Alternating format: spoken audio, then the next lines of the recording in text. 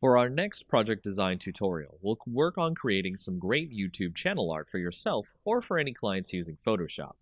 Let's get started with the correct size for YouTube channel art. Open a new file, and then set the width to 2560 and the height to 1440. As you start off here, you can see there's a lot of space for you to create some good channel art. What I recommend here is starting out with the theme of your channel or your clients. Is it a science channel? Is it a space theme? You'll need a good background here to show off the tone and mood of the channel in question. Let's assume space is the theme here.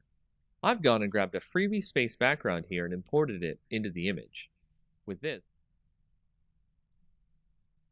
we can have a nice canvas of art to build the YouTube's mood and image from. Our imaginary space YouTube is called Deep Cosmos. So let's create a great text effect to show off the name of the channel. First, create your text. Make it large enough to be visible.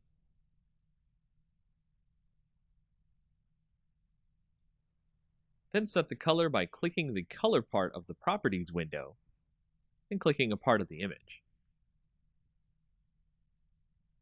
Then we'll go into the layer blending option,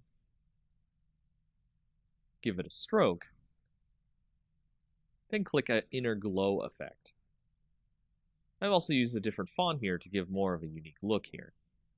The type of font is up to you.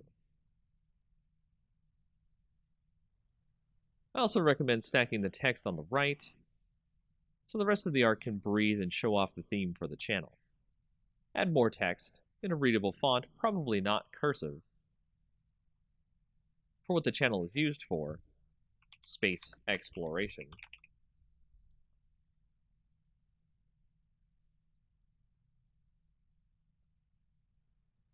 Any extra social media links.